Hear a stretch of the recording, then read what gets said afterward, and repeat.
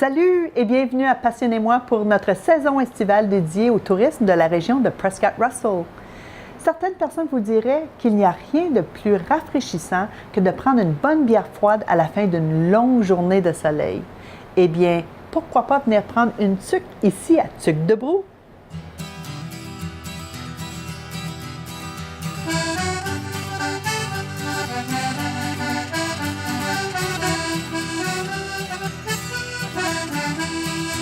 Je suis ici avec Nicolas Malbeuf, propriétaire de Tuc-de-Brou.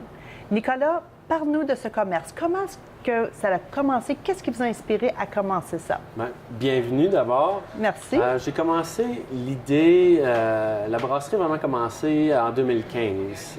On a vraiment développé un concept avec la Tuque Dorée, notre bière mère, où on la ferait à contrat dans une autre brasserie à Ottawa. On a commencé comme ça, avec un produit, une canette en fût, disponible dans les restaurants seulement. On a commencé comme ça, puis tout d'un coup, rapidement, dans 3-6 mois, on a dû aller à une autre brasserie pour en faire le double de capacité en la moitié du temps. Puis on a aussi réalisé comment les gens étaient intéressés à l'acheter en magasin puis acheter d'autres produits, ce qui n'était pas disponible. Donc, je suis retourné avec mon plan d'affaires à la banque, puis on a demandé est-ce que je peux commencer maintenant la brasserie comme telle, acheter les équipements, trouver un local, puis vraiment développer les autres 4 recettes. Parce que je voulais avoir 5 produits de base ou 5 produits permanents à offrir. C'est ça, une belle sélection. Puis ça a pris un autre 6 mois. Fait qu'en dedans d'un an, on a passé d'une petite brasserie à contrat seulement avec un produit à avoir les lieux ici qu'on est aujourd'hui avec nos 5 produits. Belle location! Merci. Ici, on peut goûter chacune de nos bières qui permet évidemment de savoir dans quoi on s'embarque quand on va acheter un produit, une bière ou une caisse de bière. On a la chance d'y goûter un petit peu ou prendre un verre au complet, ce qui est le fun en groupe toujours.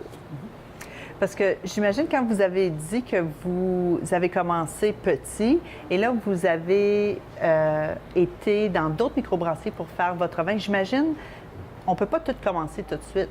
Il faut qu'on commence petit peu à petit peu. Puis est-ce que vous pensiez que ça aurait parti si vite que ça? Bien, c'est une très bonne question. Écoute, on dirait qu'il y a 2 modèles d'affaires. Il y a le modèle d'y aller à une étape à la fois, comme moi j'ai fait à contrat, commencer petit peu par petit peu, relativement rapidement. Puis aussi, l'autre modèle, tu arrives avec plusieurs investisseurs puis tu achètes la grosse cabane. Nous, on a vraiment fait ça petit peu par petit peu. Ça s'est précipité par contre. Donc, il a fallu vraiment bouger vite. Puis là, aujourd'hui, c'est ça. En dedans de 2 ans, on a déjà 5 fois la capacité qu'on avait l'année passée. Wow! Fait que ça pédale vite, même une fois qu'on avait les 4 murs ici, puis l'équipement de fermentation, il a fallu rajouter des fermenteurs. On a commencé avec 2, on est allé à 3, on était avec 5. Fait que rapidement, le monde de la microbrasserie, comme vous l'avez vu dans l'Est ontarien, dans l'Ontario, dans le Canada au complet, c'est en effervescence en ce moment. Donc, il y a une croissance que notre brasserie suit, qui est la croissance naturelle là, de l'engouement des gens vers les microbrasseries. C'était quoi votre première bière? La première bière, c'était la Tuque Dorée. Une bière bien simple, légère au goût, mais qui goûte comme une belle bière dorée. C'était ça, c'était le but. C'était la bière là, qu'on met dans nos poches quand on va au camping, on s'en va au feu de camp, on est dans le canot, en canette.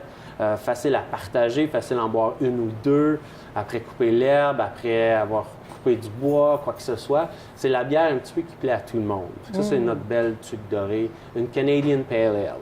Fait que vraiment, c'est elle qui vous a parti. Les gens, ils ont dit « Wow! » Sérieux. Le fort, là, encore aujourd'hui, je dirais que c'est à peu près 80 de nos ventes, c'est cette bière-là. Ouais.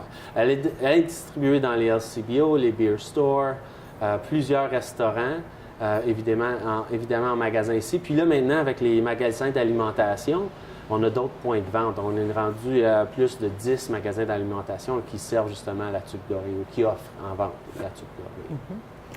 Et puis, pourquoi le nom de votre magasin Tuc-de-Brou? En Tuc-de-Brou, c'est venu j'étais avec mon épouse, on était au Lac Placide aux États-Unis.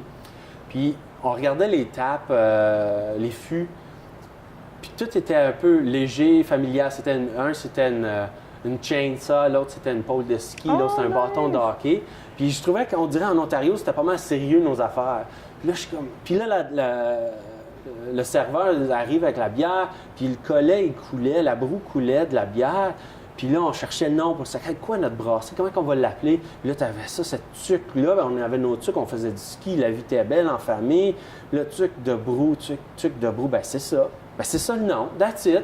Mais on n'a jamais retourné. Tuque de brou avec justement le collet qui est important dans une bière. C'est ça qui va permettre à la carbonisation de sortir de la bière, puis vraiment laisser les arômes fleurir. Quand on goûte la bière, on ne boit pas que le CO2, on boit la bière avec le CO2. C'est merveilleux. Puis c'est quelque chose, je pense, qu'on laissait un peu de côté ici en Ontario. Quand on servait la bière, c'était vraiment à flush. On pas enlève de la collet, broue? ou on la met même pas quand on la sert. On fait ça pour pas avoir de broue. Ben non, il en faut, mais-en. Mets un beau collet, mets la broue. Fait que c'est un petit mandat caché de dire « Ah ouais, ramène la broue » parce que ça fait partie de l'expérience complète de boire la bière. J'ai entendu parler qu'avant que vous commenciez cette microbrasserie ici, vous distribuez du vin. Vous étiez représentant de vin. Parle-nous un petit peu de ça, puis la transition, qu'est-ce qui est arrivé? Oui. Effectivement, j'étais sommelier. J'enseignais à la Cité collégiale, j'enseignais à Algonquin. Puis on faisait des événements chez des gens, mais je travaillais, mon mode principal, je travaillais pour Peller Estates au Niagara. Je représentais leur vin ici, dans l'Est ontarien, dans les restaurants. Donc, je me promenais avec le Chardonnay, le Cabernet Merlot, puis je vendais ça dans tous les restaurants de l'Est ontarien. Puis, tranquillement, je voyais comment les gens en général étaient rendus vraiment smart avec le vin. OK. Ils prenaient des cours au LCBO, ils prenaient les cours le soir, il y avait des livres tout partout. Fait que c'était plus juste, je vais prendre le House White ou le House Red. C'était vraiment, le monde évoluait. Puis, je trouvais ça formidable de faire partie de cette vague-là, tout en sentant que c'est ça qui allait se passer avec la bière. Fait que j'ai décidé, qu'est-ce que je peux ouvrir comme modèle d'affaires dans ma communauté? Je viens d'Embrun, c'est là que je veux m'établir. Un vignoble, c'est un petit peu, avec les moins 30, moins 40, une fois de temps en temps, c'est un petit peu beaucoup demandé à une vigne. Ah, mais le grain, ça pousse partout. Les houblons, dans le coin de Lefebvre, ici, à Alfred, il y en a qui poussent. La bière, c'est une passion pour moi depuis toujours. Why not? Fait que là, on a fait un modèle d'affaires, mon épouse et moi. Et puis, c'était clair qu'il y a quelque chose. Il y avait un chemin pour moi, pour la brasserie, pour la famille, pour toute l'équipe. Puis, on s'est comme... Du jour au lendemain, le nom est sorti. On a eu un petit prêt de la banque. De fil en aiguille, les choses se sont concrétisées. Puis, un jour, on avait nos permis, on avait le nom, on avait le produit, puis c'était fait. On avait une brasserie, puis c'était tout avec le vin. Écoute, les fins de semaine, les soirs, je ne dis pas qu'il n'y a pas de vin chez nous, mais maintenant, le modèle d'affaires, c'est la bière. Alors, parle-nous de toutes vos différentes bières, les saveurs, les recettes, etc. Je veux tout savoir. Bon, on a nos 5 bières maîtresses ici. La Tuque Dorée, c'est vraiment celle-ci qu'on parlait tantôt. C'est notre bière qui a tout commencé. Une bière qui est faite légère, un petit peu plus légère, si je peux dire, à 4,5 d'alcool. Vraiment une belle robe d'or qu'on a vraiment misé sur le blé et non sur le houblon. C'est une bière qui est approchable, une bière de camping. Idéal, on en met 2 dans nos poches, on va au feu de camp, ça se partage bien puis ça se boit bien. En général, presque tout le monde aime ça. Là. C'est la bière passe-partout. Après ça, on a une bière un petit peu d'avoine, qui était le style préféré à mon père, très européen comme style. Moi, je la catégorise, c'est un petit peu comme une bière blanche de Chambly, mais un petit peu moins fort. Donc, on va retrouver vraiment des notes européennes sur celle-là. Peut-être avec un petit croissant d'orange là-dessus, ce serait super.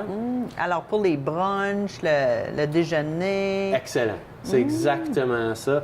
Une bière de midi, là, ça serait celle-là. Pourquoi barbe blanche? Est-ce que votre père avait une barbe blanche? Tu as tout compris, absolument. Oui, okay. Puis même le houblon qu'on a utilisé pour le design du logo, c'est sa barbe traditionnelle qui portait très bien. Maintenant, OK, après ça, on a les Gogounes rousses, qui est un nom très sérieux qu'on a développé après un après-midi au chalet. C'est le moment, c'est un petit peu une métaphore pour le moment où c'est 3 heures l'après-midi, on a fini de faire les grosses jobs du chalet, puis on est en transition barbecue, on est sur le perron.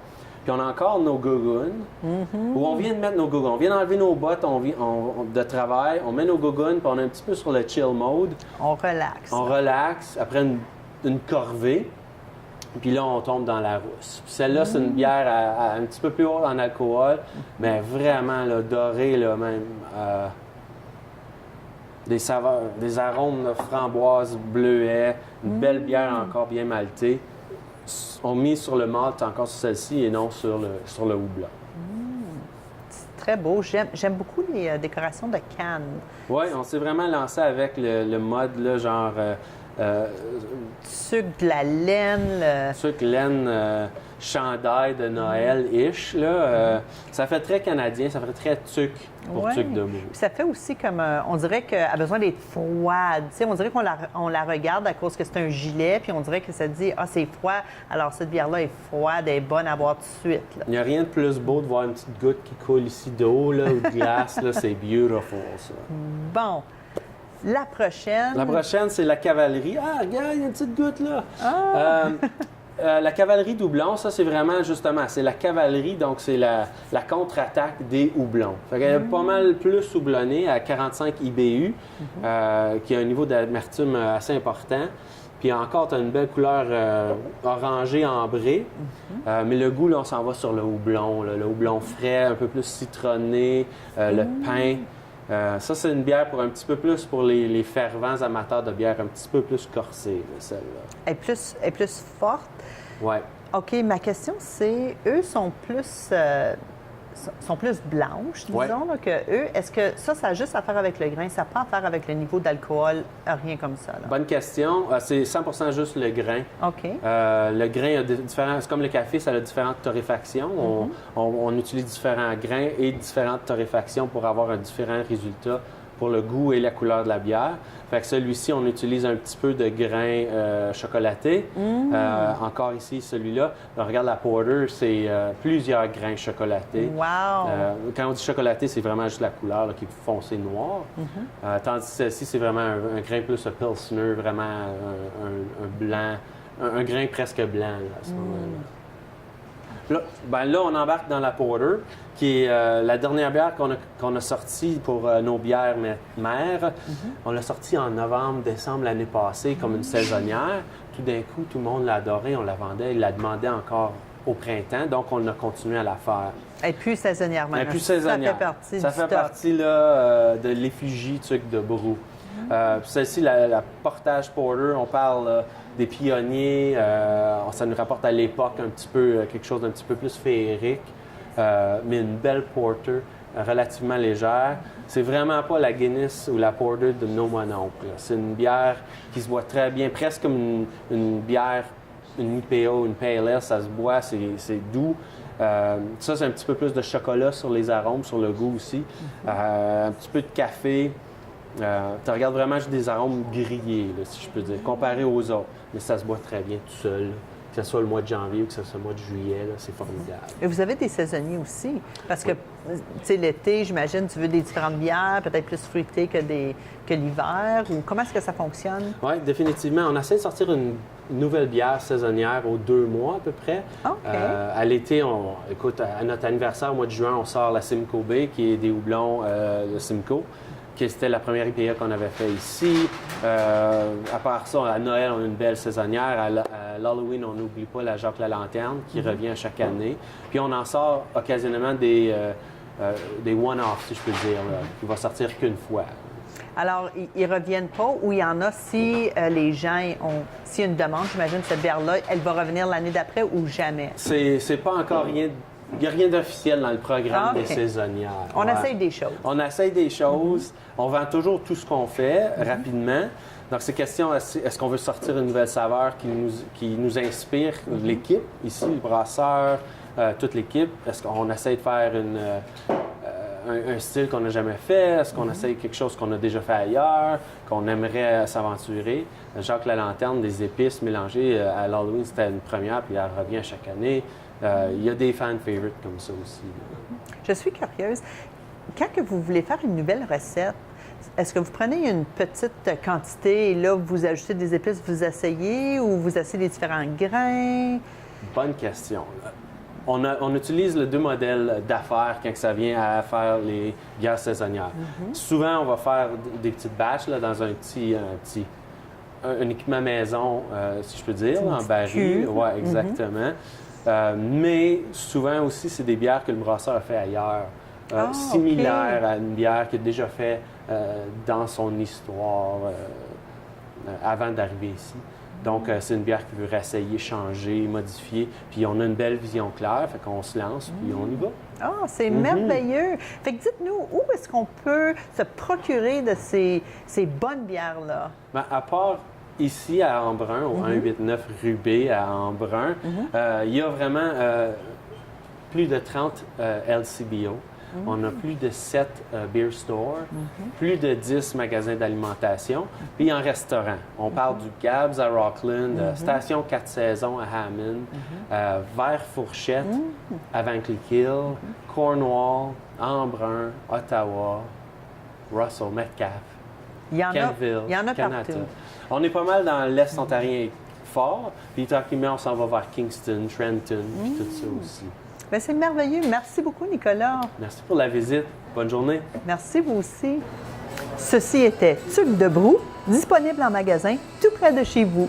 Je suis Céline Boulris et on se revoit pour la prochaine émission de Passion et moi.